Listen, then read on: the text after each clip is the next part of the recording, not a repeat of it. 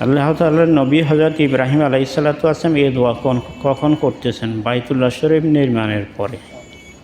বাইতুল্লাহ শরীফ নির্মাণের পরে এই ফরিয়াদ করতেছেন আল্লাহ তাআলার কাছে, আমাদের বংশধরের মধ্য থেকে একজন রসুল প্রেরণ করেন।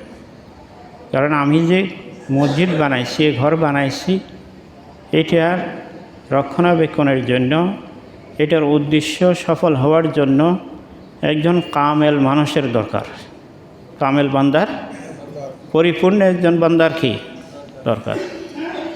ইব্রাহিম আলাইহিসসালাতু ওয়াসসালাম আল্লাহর কাছে দোয়া করেন এই ঘরের হেফাজতের জন্য, আমল আল্লাহ তাআলার যে উবুদিয়ত ইবাদতকে কী করে প্রতিষ্ঠা করার জন্য একজন ইমামের দরকার। কিসের দরকার? ইমামের দরকার। ইমামের গুণ কি হবে? ইমামের গুণ কি হবে?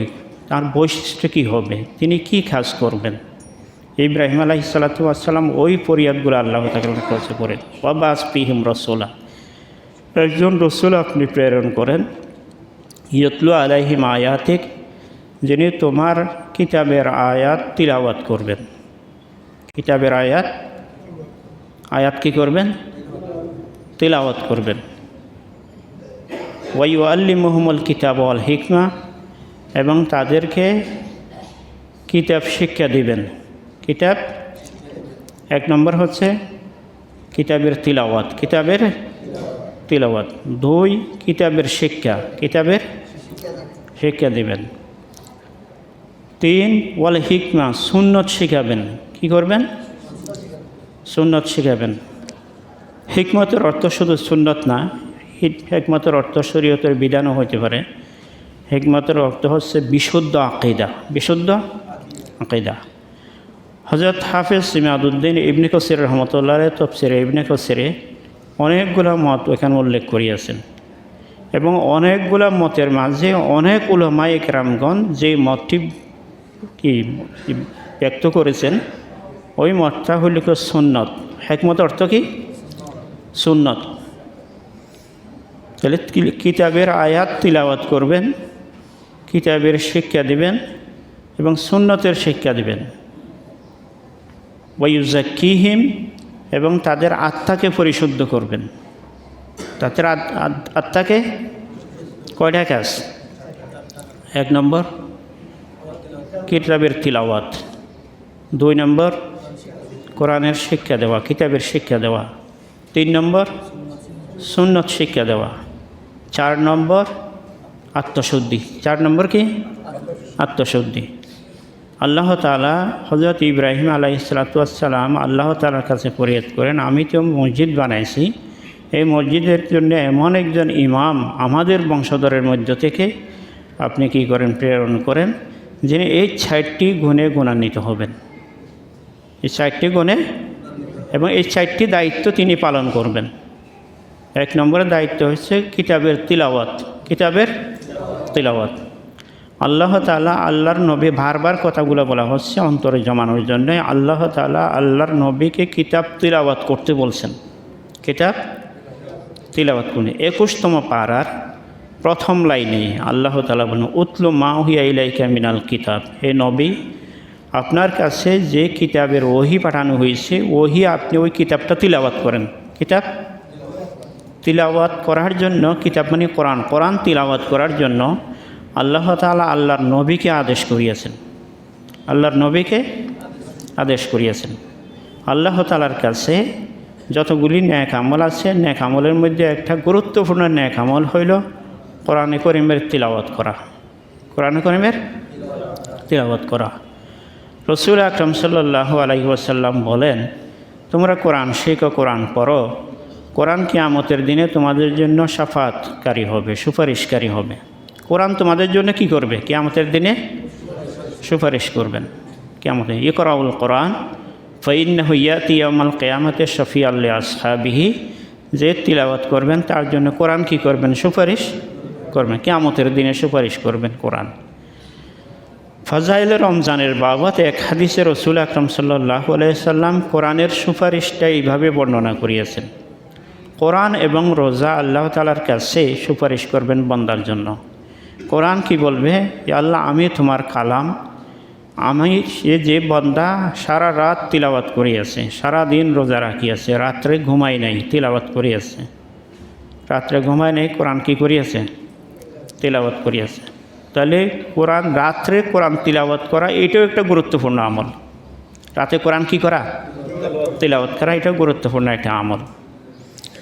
যে ব্যক্তি রাতে কমপক্ষে 10টা আয়াতও তিলাওয়াত করলো না, ওই ব্যক্তির বিপক্ষে কোরআন তার বিরুদ্ধে আল্লাহর কাছে নালিশ দিবেন।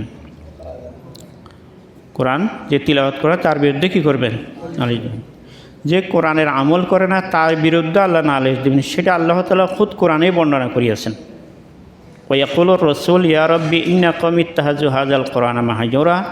আল্লাহর নবী বলবেন আল্লাহ তাআলার কাছে যে এই উম্মত যাদের কাছে আমি কোরআন রেখে আসছি এরা কোরআন ছাড়িয়ে দিছে। কোরআন কী করিয়া ফেলছে, ছাড়িয়ে দিছে।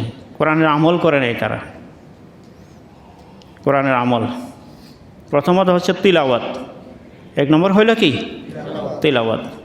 কেউ যদি কোরআন যদি তিলাওয়াত করে কী বিনিময় পাবে? রসুল আকরম সাল্লাল্লাহু আলাইহি ওয়াসাল্লাম ইরশাদ করেন, মান কারা মিনাল কোরআনে হরফান, যে ব্যক্তি কোরআন থেকে একটা অক্ষর তিলাওয়াত করবে, ফালাহু আশারু হাসানা, সে 10টা নেকি পাবে। 10টা কি নেকি পাবে। লা আকুলু আলিফ লাম হরফুন, আমি এই কথা বলি না আলিফ লাম যে হরফ সেটা বলি না, বরং বল আলিফুন হরফুন ওয়ালামুন হরফুন ওয়া মিমুন হরফুন। আলিফ লাম মিম এটা যখন কেউ বলে তখন এটাকে এক শব্দ বলা হয় না, এক অক্ষর বলা হয় না, বরং আল্লাহর নবী বলেন পৃথক পৃথক বল আলিফুন হরফুন, বরং আলিফ হইল একটা অক্ষর, ওয়ালামুন হরফুন লাম একটা অক্ষর, ওয়া মিমুন হরফুন মিম একটা অক্ষর।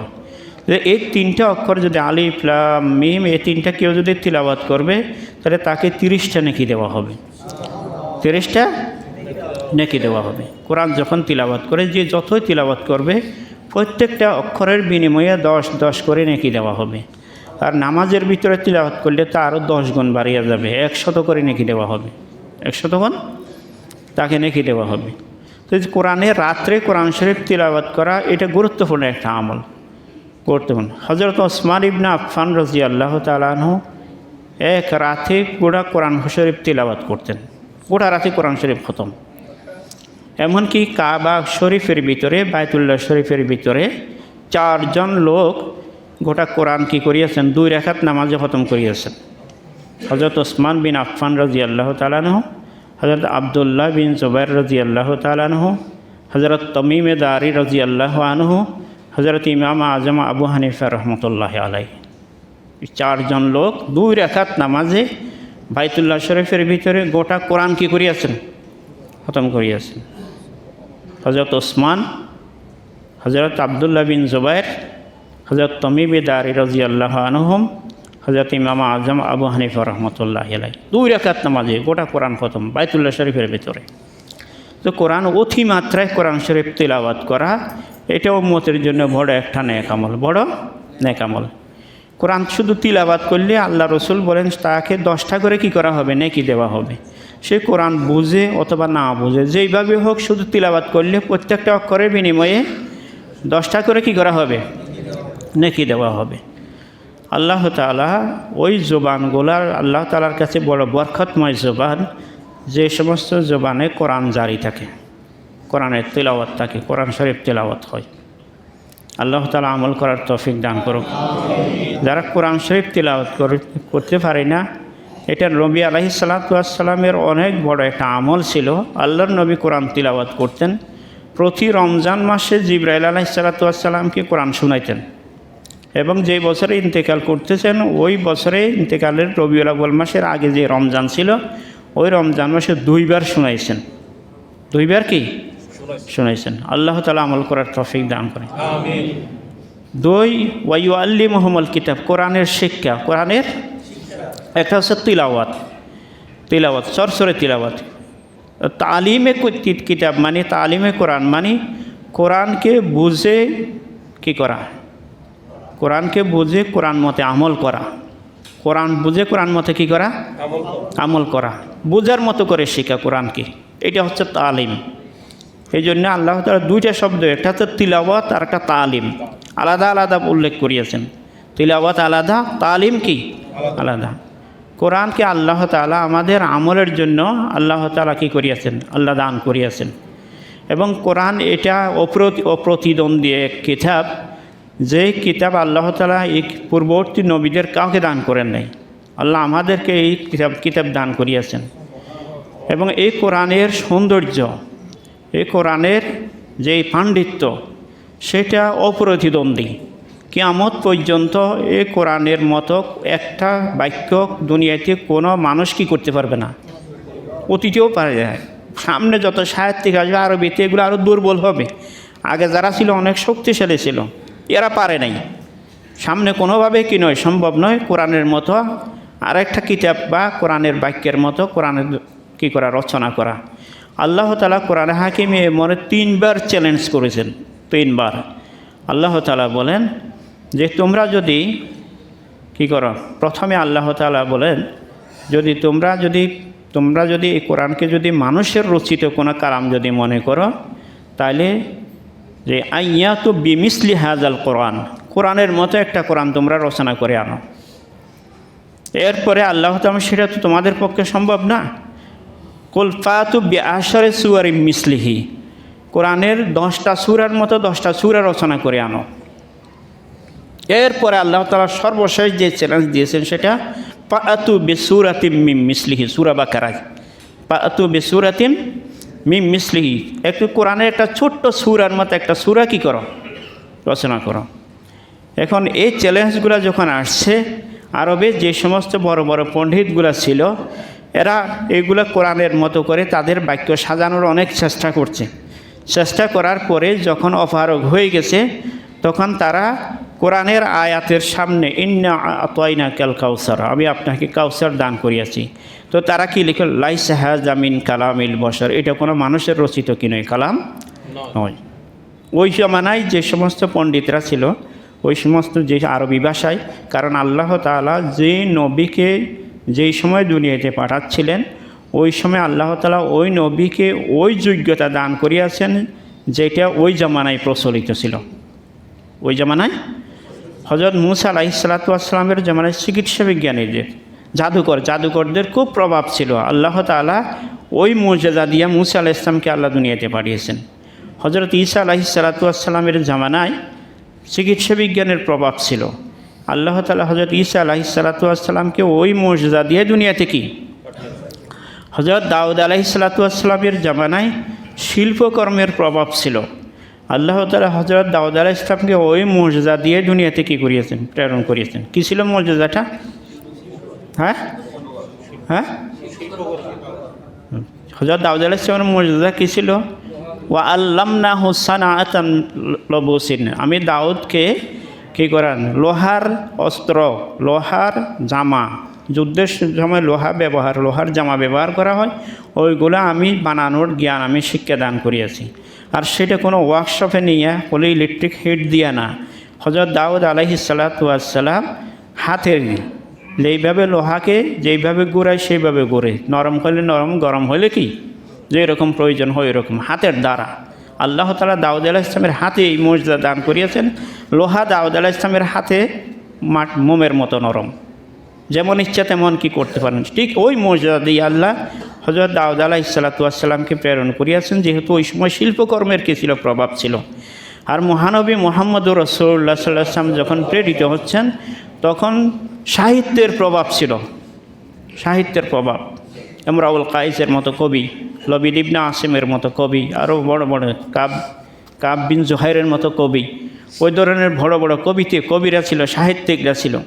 আল্লাহ তাআলা সেই সাহিত্যিক মুজিজা দিয়া আল্লাহর নবীকে দুনিয়াতে প্রেরণ করিয়াছেন।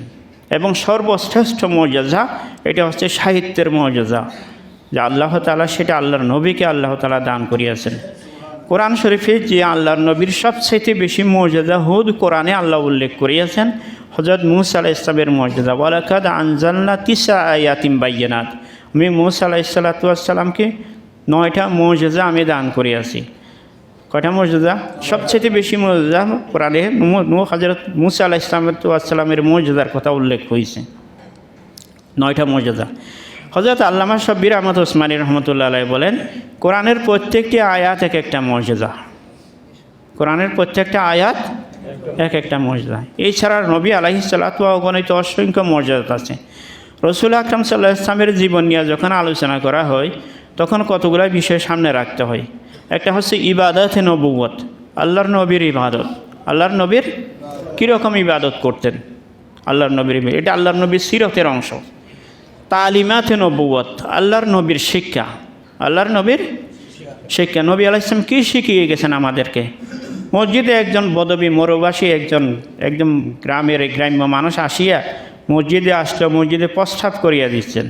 আল্লাহর নবীর সাহাবীরা তাকে ধর মার এইভাবে তাকে ধরার জন্য মারার জন্য গেছেন। রসুল আকরাম সাল্লাল্লাহু আলাইহি ওয়াসাল্লাম বলেন, মা তোমরা থামো। এরপরে সেই প্রস্রাব শেষ করছে। রসুল আকরাম সাল্লাল্লাহু আলাইহি ওয়াসাল্লাম যারা ধর মার যারা বলতেছিলেন তাদেরকে বললেন, তোমরা পানি আনো এবং পানি ডালো। তোমরা পানি আনো, পানি ডালো। ওই মানুষকে তো নবী আলাইহিস সালাম কোনো তিরস্কার করেন নাই। আল্লাহর নবীর আখলাক কী শিক্ষা দিয়ে গেছেন, কোন ধরনের আখলাক আল্লাহর নবী শিক্ষা দিয়ে গেছেন, এটা আল্লাহর নবীর সিরাতের অংশ। মুআজিজাতে নবুয়ত, 3 আল্লাহর নবীর মুআজিজাগুলি, এগুলো হচ্ছে আল্লাহর নবীর জীবনের অংশ, সিরাতের অংশ। সিরাতুন নবীর আলোচনা যদি 4টা বিষয় যদি না আসে তাহলে এটা সিরাতুন নবীর পরিপূর্ণ কোনো আলোচনা নয়। ইবাদাতে নবুয়ত, আল্লাহর নবী কী ইবাদত করতেন। তালিমাতে নবুয়ত, আল্লাহর নবী কী শিক্ষা দিয়েছেন। মুআজিজাতে নবুয়ত, আল্লাহর নবীর মুআজিজা। গাজাওয়াতে নবুয়ত, আল্লাহর নবীর যুদ্ধ বিগ্রহ, আল্লাহর নবীর যুদ্ধ বিগ্রহ। এই 4টা হচ্ছে সিরাতুন নবীর যে মূল অংশ, সিরাতুন নবীর আলোচনার মূল অংশ। এই 4টা আল্লাহর নবীর ইবাদত, আল্লাহর নবীর শিক্ষা এবং আল্লাহর নবীর মুআজিজা, আল্লাহর নবীর গাজাওয়াত, যুদ্ধ বিগ্রহগুলি। তা আল্লাহর নবী সাল্লাল্লাহু আলাইহি ওয়াসাল্লামের অগণিত অসংখ্য মুআজিজা, অগণিত অসংখ্য। রসুল আকরাম সাল্লাল্লাহু আলাইহি ওয়াসাল্লাম একদিন সাহাবায়ে কেরামগণ বলেন, আমরা এক অভিযানে গেছেন, অনেক লোক ছিলেন। সাহাবায়ে কেরাম বলেন, আমাদের কাছে পানি নাই, পানি ফুরিয়ে গেছে, না খাওয়ার পানি আছে, না আমাদের সওয়ারিদের পান করানোর পানি আছে, না উজু গোসলের পানি, কোনো পানি নাই। নবী আলাইহিস সালাতু ওয়াস সালাম বলেন, দেখো কারো কাছে অল্প কিছু পানি পাওয়া যায় কিনা। তো সামান্য অল্প কিছু পানি নিয়ে একটা বাটিতে রাখলেন। আল্লাহর নবী সাল্লাল্লাহু আলাইহি ওয়াসাল্লাম ওই বাটিতে হাতের আঙ্গুল রাখলেন। ওই আঙ্গুলের চতুর্দিক থেকে ফোয়ারার মতো পানি বাইর হইতেছে, পানি বাইর হইতেছে। এবং সমস্ত সাহাবায়ে কেরাম নিজেদের পানের পানি, নিজেদের ওযু গোসলের পানি, সওয়ারিদের পানি সব সংগ্রহ করছেন ওই এক বাটি থেকে, আল্লাহর নবীর আঙ্গুল থেকে বাইর হওয়া পানি থেকে। হুদায়বিয়াতে যখন রসুল আকরাম 1400 সাহাবী সহ যখন প্রতিবন্ধকতার সম্মুখীন হলেন, ছোট্ট একটা কূপ ছিল, সবার ব্যবহারের ফলে পানিগুলা কি হয়ে গেছে, শুকিয়ে গেছে। আল্লাহর নবীর কাছে সাহাবায়ে কেরামগণ বলেন, এখানে কারো কাছে পানি নেই। রাসূলুল্লাহ সাল্লাল্লাহু আলাইহি ওয়াসাল্লাম সামান্য পানি নিয়ে কুলি করে ওই হুদায়বিয়ার ওই কূপে নিক্ষেপ করলেন। ওই কূপের চতুর্দিক থেকে ফোয়ারার মতো পানি উঠতেছে। পানি উঠতে উঠতে এবং কূপের বাঁধ কি হয়ে গেছে পরিমাণ একদম সমস্ত সাহাবায়ে কেরামগণ ওখান থেকে পানি ব্যবহার করছেন। রাসূল আকরাম সাল্লাল্লাহু আলাইহি ওয়াসাল্লাম হিজরতের সময় একটা উম্মে মাবদ হুজাইর ছাগল, চামড়া উপরের চামড়া নিচের চামড়া দুটোটা একসাথে মিশে গেছে, এত দুর্বল, হাড়গুলো ছাড়া কিছুই দেখা যায় না। আল্লাহর নবী ওলানে হাত রাখলেন, ওইটা থেকে কি হইতেছে, অনর্গল দুধ বাইর হইতে। এমনকি যতদিন ওই ছাগল জীবিত ছিল ততদিন শুধু দুধই বের হচ্ছিল। আল্লাহ তাআলা আল্লাহর নবী সাল্লাল্লাহু আলাইহি ওয়াসাল্লামের হাতের মর্যাদা, হাতের বরকত। রসুল আকরাম সাল্লাল্লাহু আলাইহি ওয়াসাল্লাম হযরত জাবের বিন আবদুল্লাহ খন্দকের সময় বললেন যে, হে রাসূলুল্লাহ, আপনি সহ 2-3 জনের দাওয়াত, আমার কাছে 2-3 জনের খাবার মতো খাবার আছে, 2-3 জনের দাওয়াত। রসুল আকরাম সাল্লাল্লাহু আলাইহি ওয়াসাল্লাম ওই খাবার দিয়ে 300 জনকে খাওয়াইছেন। হযরত আবু হুরায়রা বলেন, একদিন আমি খুব ক্ষুধার্ত হয়ে গেলাম। আল্লাহর নবীকে হযরত আবু বকরকে আমি রাস্তায় দাঁড়ালাম, আবু বকর আসলেন, তাকে সালাম দিলেন, তিনি সালামের জবাব দিয়ে চলে গেলেন। ওমর আসলেন, তাকে সালাম দিলেন, তিনি সালামের জবাব দিয়ে চলে গেলেন। আল্লাহর নবী আসলেন, সালাম দিলেন। আমার সালামের জবাব দেওয়াতে আল্লাহ রসুল বুঝতে পারছেন যে আমি ক্ষুধার্ত। বলতে আবু হুরায়রা বলেন, আমাকে আল্লাহর নবী ঘরে নিয়ে গেলেন। ঘরে যাওয়ার পরে জিজ্ঞাসা করলেন খাবারের কোনো কিছু আছে কি না। তো 1 পেয়ালা দুধ পাওয়া গেছে। আবু হুরায়রাকে বলে আবাহির আলহিক বে আহলি সুফা, আবু হুরায়রা সুফাওয়ালা সকলকে ডাকিয়ে নিয়ে আসো। ওখানে আসহাবে সুফা মসজিদে নববীর আল্লাহর নবীর রোজা আকদসের কবর মোবারকের সামনেই ওই পিছনে ওই জায়গাটা এখনও আছে। ওই জায়গাতে সাহাবায়ে কেরাম 80 জন বা 100 জন অবস্থান করতেন। তো কমপক্ষে 80 জন তারা সেখানে অবস্থান করতেন। বললেন আবু হুরায়রা সুফাওয়ালাদেরকে ডাকিয়ে নিয়ে আসা। আবু হুরায়রা বললেন আমি তো ক্ষুধার্ত, আল্লাহর নবী যখন আমাকে তাদেরকে ডাকতে বলছেন আমার খুব বিরক্ত লাগছে আমাকে, কারণ যখন আমি ডাকিয়ে নিয়ে আসবে এই দুধগুলো পান করার সময় আমাকে বলবে যে তুমি অন্যদেরকে পান করাও, সবাই পান করতে করতে আমার বাইকে কিছু জুটবে না, এই জন্য আমার খুব বিরক্ত। কিন্তু আমি কী করবো, আল্লাহর নবীর আদেশ, আমি তো আল্লাহর সকলকে ডাকিয়ে নিয়ে আসলাম। সবাই গোলাকার করে বসছেন, 80 বা 100 জন এরকম হবেন, গোলাকার করে বসছেন। আবু হুরায়রাকে আবু হুরায়রা ডান দিক থেকে পান করাও, ডান দিক থেকে আমি পান করাইতেছি। যে পান করে সে গলা পর্যন্ত পান করে। এইভাবে পান করতে করতে ওই যারা যাদেরকে ডাক সবাই শেষ। এরপরে আবু হুরায়রা কে বাকি আছে, বলছে আপনি এবং আমি। আবু হুরায়রাকে বলেন যে আবু হুরায়রা এবার তুমি পান করো। তা আমি পান করলাম। এরপরে বলেন আমি দিয়ে বলে আরও পান করো, আরও পান করলাম। আল্লাহ নবী বলেন আরও পান করো, আরও পান করলাম। এমনকি এবার আমার গলায় হয়ে গেছে, এত বেশি পান করলাম। বাকি দুধগুলো আল্লাহর নবী পান করলেন। এক পেয়ালা দুধ 80 জন 82 জনে কী করছেন, পান করছেন। আল্লাহর নবী সাল্লাল্লাহু। হযরত জাবের বিন আবদুল্লাহ রাদিয়াল্লাহু তাআলা আনহু বলেন আমার বাবা আবদুল্লাহ যখন মারা যায় 6 বোন রেখে গেছেন আমাদের জন্য, এবং আমার বাবার অনেক ঋণ ছিল, অনেকগুলো ঋণ।